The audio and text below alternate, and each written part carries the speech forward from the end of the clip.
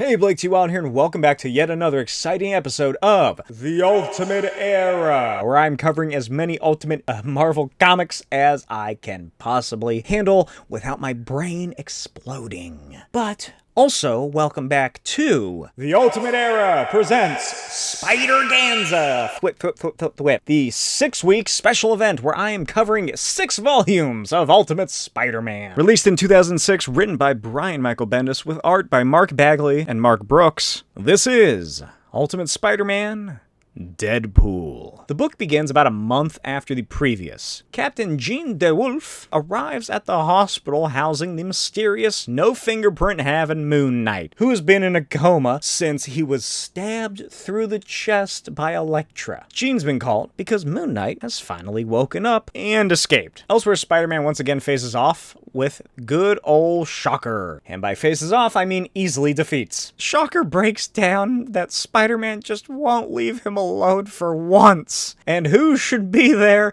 but Franklin Foggy Nelson, one of the lawyers who represented the Hulk, Bruce Banner, in his trial earlier that year. Foggy informs Spider-Man that he's wasting time just leaving criminals webbed to lampposts for the cops to find because any lawyer out of law school can get that thrown out in seconds. Foggy introduces himself and explains that what Spider-Man needs to do is start bringing criminals to the cops because he has witnesses, and Shocker could be sent away to 3 to 5 years, but he whispers to Shocker that it'll probably get knocked down to 1. Cut to the 5th Precinct in Manhattan. The news is still discussing the invasion of America by the Liberators as a costume clown is ushered through the room crying out, "Not like this!" And I believe that this is the first use of the running gag that Bendis loves to put in his comics of a character dressed like the 616 version getting paraded through the police station shouting out strange lines or references. It happens all the time. It's a fun running joke. I do enjoy it, and it never really gets overused, thankfully, because we don't really go to the police station all that often. And everyone stares Spider-Man climbing through the window with the Shocker. All the cops draw their guns, but Jean calls them off. Spidey explains what happened as the police move Shocker into a holding cell, and Jean asks him to meet on the roof. They head up to the top. She asks where he's been, because the last time they talked, he told her that Hammerhead was nailed. Yeah, that works. That actually works. Anyway, she asks if he's really dating one of the X-Men now, and Spidey passes the question and asks what she wanted to talk about up here. Jean brings up when Spidey freaked out about the info that Kingpin gave him, and that Jean told him that it doesn't really matter because good info on a bad guy is still good info. And then she asks what he would do if she had info on a bad guy. Spidey asks why she doesn't just do anything since, she's a cop. And she points out that that's the issue. She can't actually act until they officially get something on the guy. Spidey's unsure, but Jean cries out that if they wait too long, something real heinous will happen. Spidey asks who it is. Jean reveals the guy's a man named Frank Oliver, aka the Kangaroo, and he has been making plays for unclaimed territory, but they just can't find anything official that they can actually act on. And Spidey tells her that he's surprised that she's willing to break the law like this. And Jean says that if he doesn't do anything, that's fine. She's just so tired of all this and figured it was worth a try to propose it. Spider-Man tells her that if he sees something happen, he'll act accordingly. And then she just happens to have a card on her with the Kangaroo's location and gives it over. And Spider-Man swings away into the city. And Jean waits until he's gone, pulls out her phone, and contacts the Kingpin.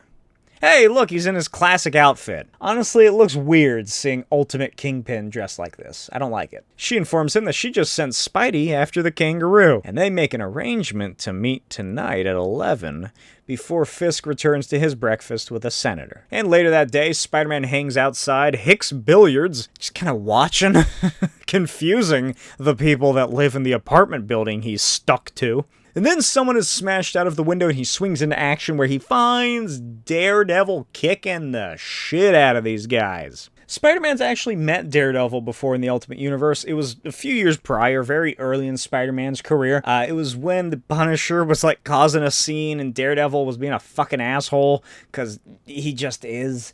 And he also threatened to get Spider-Man arrested. Ultimate Daredevil is just such a prick. And he just has a terrible temper and is just so overly aggressive. I hate him. He's an ass. Anyway, Spider-Man races into action to help, and Daredevil runs over and whacks him on the head and tosses him out of the window and yells to Spidey to go home. Then calls him a dumb fuck. Daredevil gets smacked around as Spider-Man returns and webs some guys up. Then Daredevil senses another figure across the street, the fucking Punisher, on the rooftop with a rocket launcher. Now that is a game of Clue I would play. Punisher blasts the rocket at the bar, and both Spidey and Daredevil are launched back. Then Punisher just opens fire to get any stragglers, and the two are caught in the crossfire. Spidey says he thought Punisher was still in prison, and that he didn't invite him to this. And Daredevil tells him to shut up. Then Moon Knight arrives, and he battles Punisher as Spidey climbs the wall of the apartment building and webs them both. And back downstairs, Daredevil finds Kangaroo emerging from the rubble and spocks him with a billy club as the police arrive. Daredevil disappears through the smoke as the cops surround Kangaroo, followed by DeWolf. Spider-Man gets Moon Knight and Punisher webbed up and secured, but Moon Knight cuts himself free and runs away after Spidey heads down to the street to meet the cops. Jean leans into the Kangaroo and whispers in his ear that Fisk told him it would come in shapes he'd never imagine. Right before Spider-Man arrives, he tells her that Punisher and Moon Knight are over on the roof, as Punisher looks down to the street and realizes who the kid's talking to. And he aims his gun and pulls the trigger, and Jean DeWolf is riddled with bullets before Spider-Man's eyes. She topples over onto him, and Spidey leaps up the wall and begins ramming his fists in the castle's face, demanding to know why he killed her. And Punisher spits out blood and tells him that she was a dirty cop working for the Kingpin, just like he is. Daredevil emerges and tells Spider-Man that, well, it doesn't make it right. Frank's telling the truth. Spidey asks why she sent him here then. Daredevil explains that he's taken out competition, just like Hammerhead. And Spidey asks how she's dirty and if it's even true. And Daredevil reveals that there's a rumor that Jean sleeps with Fisk on top of everything else. And Daredevil tells Spider-Man that they need to get out of here as he listens to the cops heading up the stairs and welcomes him to the real world. And the two escape into the city. That night, Moon Knight arrives at Mark Spector's home where he finds Daredevil. He launches a knife, but Daredevil quickly deflects it and explains that he's putting a team together, because if Kingpin can have an army, so can they. And at 11:22 p.m., Wilson Fisk sits in his penthouse bedroom alone and lets out a long, heavy, wary breath. 1 month later, Spider-Man has been ringed by a new villain straight out of Waldorf, Maryland, named Ringer. Ringer shoots his rings at the ringed Spider-Man, who swiftly dodges and cracks wise. Then, a mysterious new hero arrives on the scene wearing this full-body yellow and green suit thing. She arrives and clocks Ringer in the face before kicking him away as Spider-Man tries to free himself. Ringer shoots his rings at her, but they phase right through her. Yeah, it's Kitty Pryde. She's trying something new. And it's a cute reference to how often Kitty Pryde in the main Marvel universe used to change costumes back in the 80s. This one being a cool update to her old Ariel costume. So she phases through Ringer and is very confused as to why her powers have not short-circuited any of his tech. She asks him to give her a second, then runs over to Spider-Man, phases him out of the webs, accidentally leaving his shirt behind, and they spot Ringer running away. So Spidey webs a wall in front of him before webbing his ringed hands, causing Ringer's gauntlets and backpack to start overheating and explode. Right next to Kitty Pryde, Spider-Man screams out and jumps down for her, and she reminds him that her powers are literally phasing through things that can hurt her. Ringer's backpack smolders as the police arrive, and he grabs her, and they swing away. And she laughs and makes fun about how lame his villains are as they land atop the roof of the Daily Bugle. Spider-Man brings up her new costume and asks what it's supposed to be? Her rationale is that if she, Kitty Pryde, X-Man, is seen running around with Spider-Man and Peter Parker, then people are going to start connecting the dots. So she has created a new superhero identity for herself. And Peter recommends a new name, Spider-Girl. And she tells him, no way. So they swing back through the city as they discuss how they're exactly going to date in real life. Something they've done briefly throughout the past month or so, but they mostly meet up in costume. They land at the famous Ultimate Spider-Man warehouse and wait for Kitty to get picked up and discuss the matter on how exactly they're going to reveal it to everyone in Peter Parker's life that he's dating Kitty. Peter notes that he doesn't want Aunt May to know he's Spider-Man, which might happen, like Kitty said earlier about the dots being connected. And Kitty flat out tells him that she's tired of not being able to just hang out and hold hands and go to movies and do regular stuff with her boyfriend. Peter tells her that his issues aren't from her. He's just paranoid. Kitty tells him that if he tells Aunt May he has a girlfriend, then he'll have more excuses not to be home so he can go out saving the world from all of his lame villains. Peter laughs and asks if they would tell Aunt May if Kitty is a mutant or even an X-Man, and Kitty says it's public knowledge and suggests that they just tell people they met at the mall. Then the X-Jet arrives on its automated remote setting because the X-Men are sick of flying Kitty back and forth, and then Kitty apologizes for maybe coming off as pushy and trying to get him to commit to their relationship, and he smiles and asks if she can take back the things she said about his villains. She refuses, and they kiss. And then she accidentally phases through him. Did she get, too excited or something and lose focus? She jokes that she didn't know how to end the kiss, and Peter kind of just goes along with it and tells her to call him when she gets home to make sure she got home safe. Then she rises up to the X-Jet and changes back into her X-Man uniform and worries that she scared Peter off, calls herself an idiot. And back at Xavier's school, Kitty arrives to find the school totally empty. She calls out as she enters the kitchen and finds Wolverine lumbering in the hall. Then he attacks her with a knife and she phases through it. Kitty phases through the ground as someone else opens fire with a weird sci-fi taser thing, and she drops into the mansion's basement. She runs away in a panic and races to the communications room with the plan to call the Ultimates. No, Nick Fury. Nick Fury will be able to handle this. But without thinking, she phases through the comm center, short-circuiting everything. She hears the door activated, and Kitty launches the Blackbird, and then the door opens, and she's shot by the tasers and falls to the ground.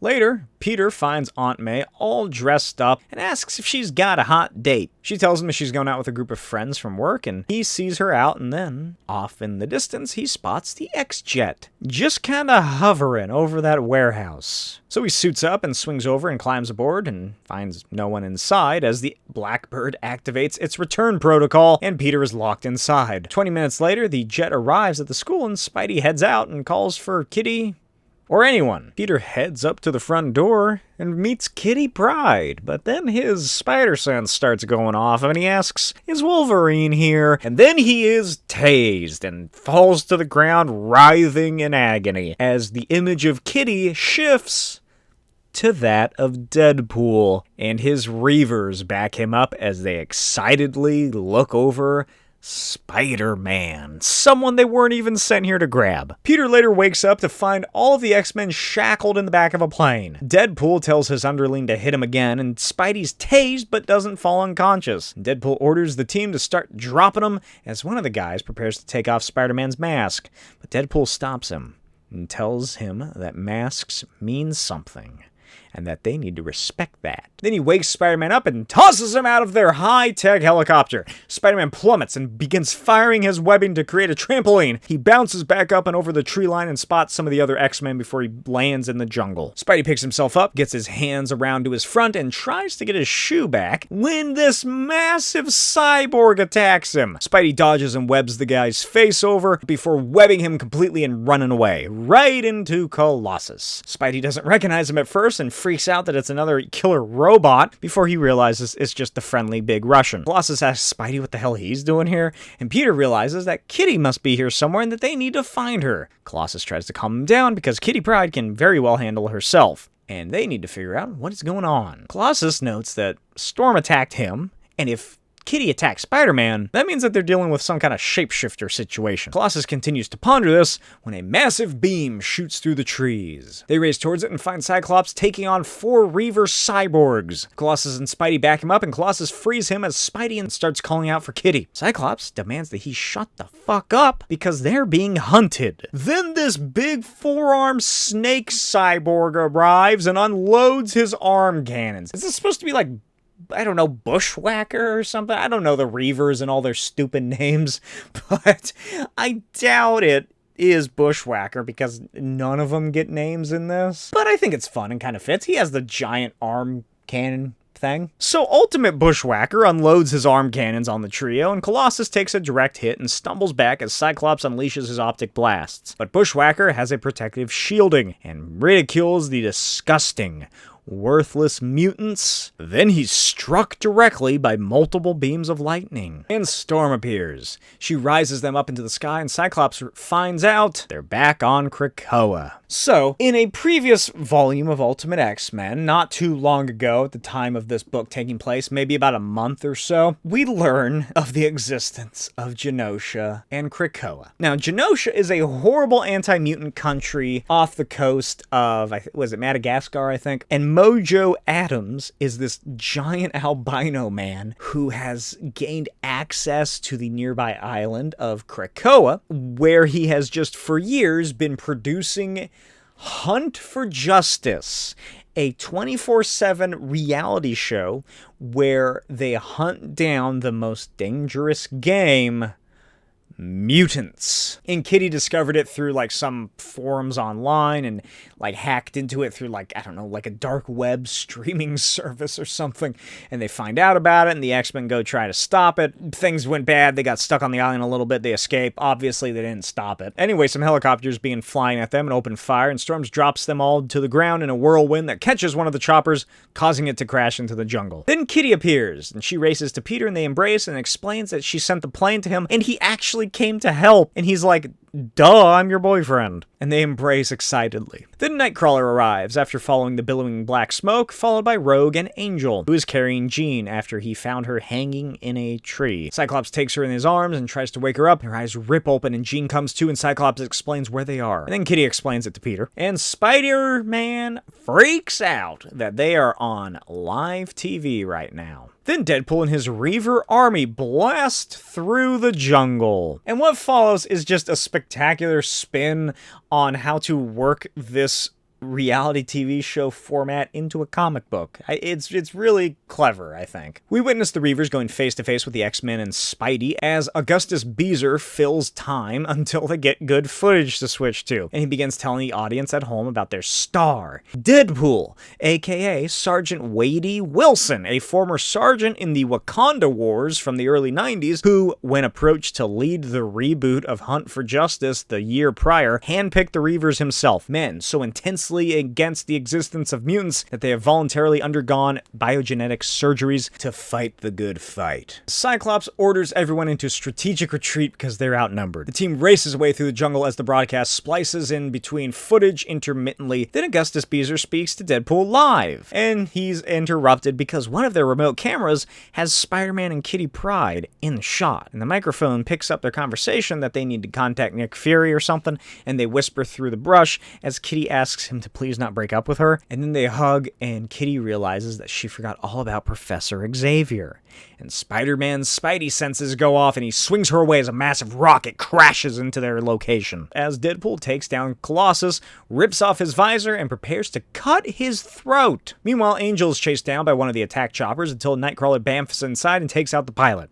The feed cuts to Kitty and Spider-Man making their way towards the studio complex at the peak of the mountain at the center of the island, and they send this info to Deadpool, and a massive explosion erupts. And Kitty tells Peter to not let go of her, because she's phasing them both at the center of the blast. Then Storm uses her powers to assault some of the Reavers and extinguishes the fire and flames. And the X-Men continue their fight towards the studio buildings. Spidey socks Deadpool as he arrives and grabs him and rips off his mask to reveal Charles Xavier. Kitty cries out for the professor, asking what the hell is going on. And Colossus wants to know how he's using his legs. Professor X shouts that they need to run very far and escape the island. And Spidey realizes something's up because his sense is going off and clocks Xavier in the kisser. He falls to the ground and the X-Men freak out when Xavier whips out a gat and starts unloading. And meanwhile, In the studio, Mojo Adams forces a nude, shackled, and depowered Charles Xavier to watch as the X-Men are hunted down like animals. And he tells Charles that once they're all dead, Professor Xavier himself will be lobotomized live on air as a reminder to all mutants who dare raise themselves above mankind. I mean,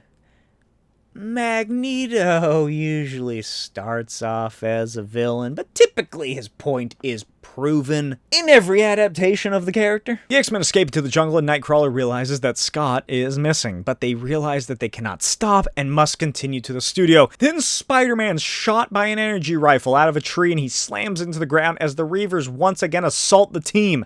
Kitty Pryde goes fucking mental and she races through the army of Reavers, phasing through them all, destroying their mechanical, technological inner workings, killing them. But as they fight, Deadpool is able to get her in a moment of tangibility and she falls to the ground when Nightcrawler attacks and a Reaver's weapon system locks onto him. Then he teleports at the last second and Deadpool is shot 3 times in the chest. Angel grabs Deadpool and soars into the air before he drops him back down to the earth, and Deadpool is barely able to lift his broken, biogenetically engineered body when Spider-Man punches him away through the trees. He races over and rips off Deadpool's mask, revealing his horrid face beneath, shocking everyone and allowing Deadpool the chance to grab a gun. Deadpool picks himself up and focuses solely on killing Spider-Man. But then Colossus fastball specials Kitty and she phases through him, detonating his inner cybernetic alterations. The X-Men escape the explosion as Kitty again phases she and Peter through it, and more Reavers arrive, but they're killed by Cyclops, who leads the charge to the studios. Augustus cries out for the Genosian authorities to be contacted as the X-Men smash into the building. Jean Grey reads his mind and learns where Xavier is, and then the broadcast is cut off, and all the power goes out. And in his office, Mojo demands a gun to shoot Charles Xavier, and then realizes that the power dampener is no longer functioning. And as the X-Men head through the dark halls, they hear a horrid scream echo towards them. And not long after, Professor X appears in his wheelchair, and he graciously thanks Mr. Parker for coming to their rescue, and tells Peter that he is a fine young man, and that they need to get him home right away.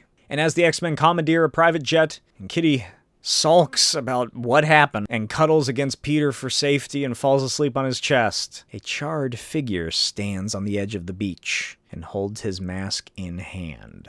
And much, much later that night, 4:30 a.m. to be exact, the X-Jet delivers Kitty and Peter to that warehouse, and they walk through the neighborhoods and back to Peter's. Peter tells Kitty that this is it. He is screwed, and he'll have to tell Aunt May everything. Kitty suggests maybe getting Jean or the professor to wipe her mind, but Peter shoots that down. And they hug, and Peter prepares to come in, but Kitty tells him she's coming too. Peter tries to stop her, but she refuses and says that Aunt May can't kill Peter if there's a witness. Peter smiles and takes her hand, and they head inside to find a totally dark, empty house. Peter looks upstairs. Nobody's there. Kitty takes a look around and lets him know that her car is gone. Peter begins to freak out that something happened to her when Kitty spots a message on the home phone. And the message is from May, who, assuming Peter has already gone to bed, tells him that she is spending the night with her date, and she leaves the phone number to call just in case. And Kitty starts laughing that his aunt got her groove on, as Peter listens in horror. And you cannot tell me that Peter and Kitty didn't spend the night together, or more realistically probably tried to spend the night together until Jean Grey told Kitty to go back to the mansion. But I'm still not done, still going.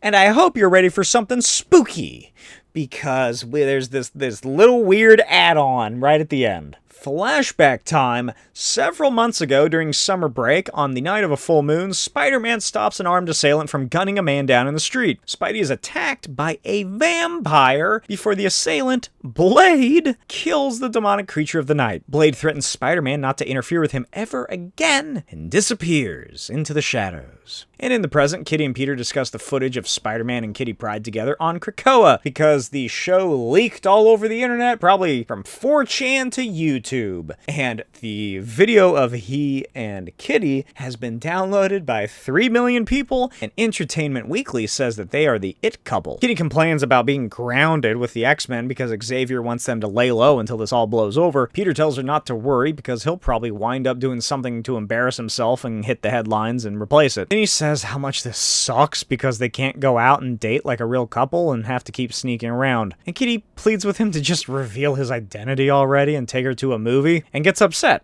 about that fact. Understandably, I think. Like, you know, it kind of probably starts as a joke, but quickly becomes real because Kitty's upset that they have to keep sneaking around. Peter asks if they're okay as a couple, and Kitty freaks out that he wants to break up with her. Peter assures her that that is not the case, and Kitty apologizes for yelling and getting angry, and thanks him again for coming to her rescue. And Peter smiles and tells her that, hey, they're a hot item. Entertainment Weekly says so. They have to stick together now. Kitty laughs that they're a real hot item, all right. One's stuck in her room, and the other's at his part-time job at the Bugle. Then J. Jonah Jameson walks by with Ben Urick, and they discuss vampires. Jonah pleads with Ben to help him understand how an almost award-winning journalist hands him a story on vampires, and Ben tells Jonah that he's reported on the facts as they were presented to him, and asks Jonah why, in a world where mutants, Spider-Man, Captain America surviving being frozen for over 50 years, Tony Stark operating a human tank suit, how is that all more believable than vampires? Jonah tells him he's not printing this shit, and Peter asks Ben if he really saw a vampire. Ben tells Peter that if he did, it would be a headline, but he just interviewed someone who claimed to have seen a vampire. Robbie concurs that it's pretty flimsy and suggests that Ben work on finding something else if he really wants to get it printed, if there is anything to find. Peter asks to read what he has, and Ben hands it over. Peter then reads the interview of Jennifer Grunwald. Nice surname. And according to what Ben found out, 3 days prior, Jennifer was at work in the New York Public Library when she was approached by a strange man. She recalls a weird feeling when he appeared, almost like a haze that overcame her, and felt as though the man's voice spoke to her in her mind, but she can't remember what it was saying. She just remembers feeling overcome to follow him outside, and then vaguely remembers being in a back alley across the street from the library as the man was whispering in her ear something she didn't understand, and then a pleasurable pain in her neck as he bit her. And later that night, Ben Urick revisits Jennifer at her apartment. The door creaks open to reveal Jennifer dressed like this. She welcomes him, and Ben begins to sway like he's gone lightheaded, and Jennifer pulls him in and kisses him. And then she turns and pleads to something in the darkness that she is so hungry, and the voice instructs her to eat.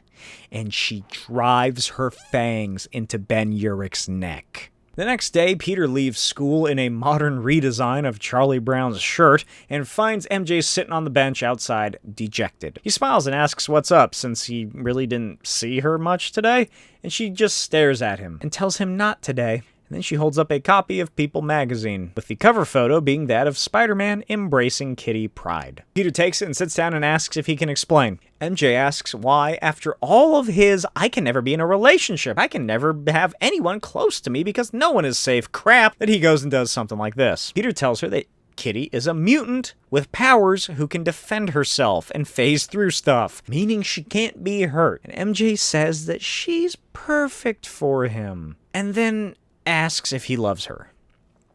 Peter tells her no. At least not yet. And then he explains the whole Krakoa mutant hunting TV thing, and MJ interrupts and asks if he knew Kitty when they were dating. Peter tells her that he did, and before he explains how, she gets up and asks how she can be his friend when he clearly isn't hers. She walks away, and Peter loses himself and says that maybe she should find someone else. MJ whips around and asks if he's ready to see her making out with someone. One of the guys on the football team or the basketball team that keeps hitting on her, maybe. She tells him that she's mad at him. She hates this situation that they have fallen into, and she doesn't want to talk to him anymore. And then she walks away, leaving Peter alone. Later that day, as the sky becomes overcast, Peter arrives at the Daily Bugle, and everyone kind of hangs around and watches as two police officers interview someone about Ben Urick. And Peter overhears that Ben hasn't been seen since he checked out of the lobby last night around 6:30 and asks Betty Brant what's going on. She reveals that Ben never even made it home last night, and he hasn't been in at all today. Peter gets worried and sets his backpack down on his little desk and spots Ben's article. Peter heads out into the ill evening after work and curses himself for what happened, because he really wanted to tell Ben that he saw a real vampire, but then realizes that if he told Ben, an investigative reporter, Ben would no doubt ask more and more questions until he realized the truth about who Spider-Man is. And now he's missing. Spider-Man swings through the city to Jennifer Grunwald's apartment right as a giant wolf is thrown from the 6th-story window and turns into a swarm of bats, and then the bats fly back into the window and reform into a fucking wolf. Spider-Man swings inside and finds Jennifer holding Ben in her grasp. He kicks her in the head and says that he always wanted to know what it looked like when someone was actually cuckoo for Cocoa Puffs. Then the wolf punches him. Twice! Spider-Man battles the wolf, and Ben lies paralyzed, trying to come to terms with the fact that he got bitten by a fucking vampire. The giant wolf eventually gets atop the spandex-clad superhero and snarls that Peter is interfering. Spidey kicks the beast off and into the wall, and before it comes back for the attack, it's grabbed by motherfucking Morbius. That's right. It's Morbin time. Morbius demands that the Hellspawn stand down and chastises it for daring to stand against him. Because Ultimate Morbius is a legitimate vampire. He's not a fucking weird science vampire or whatever. He is a descendant of Vlad Tepes Dracul, meaning he's also a distant relative of Victor Von Doom, aka Dr. Doom. Spider-Man is very confused and just starts webbing. The giant wolf attacks Spidey. Morbius tosses Jennifer away and goes for the wolf before grabbing Spider-Man and ordering him to leave.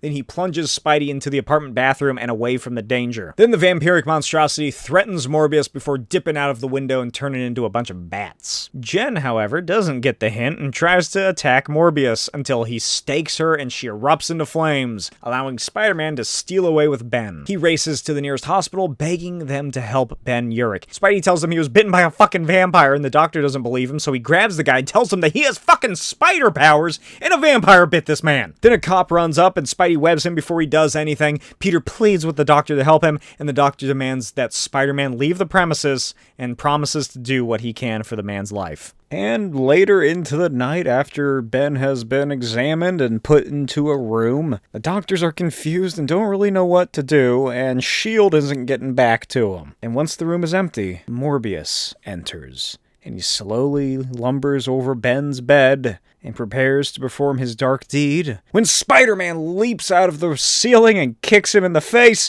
and tries to punch him. Morbius catches it and tells the kid to knock it off, because Morbius is Ben Urick's only hope of survival. Morbius explains that if Ben is, bitten twice more over this night, then he's gonna be a vampire. But through whatever magics, and because Morbius is Dracula's son, he can reverse the process. Spider-Man just has to trust him. Spider-Man does not trust him because he is in a manic episode after seeing all this crazy shit, and Morbius launches him out of the room into the hallway, where these fucking things show up. These horrible creatures of the night gang up on Spider-Man, and one of them grabs him and sinks her fangs into his neck. Spider-Man loses his mind and just unleashes all of his might and fury against the creatures, and then Morbius runs out and kills them. And Spider-Man stands there frozen in shock because he just got turned into a vampire. Morbius rips off his mask, gives his wound a little sniff, and tells him he'll be fine because his blood is tainted and the wound will heal. Then he points Spider-Man back into the room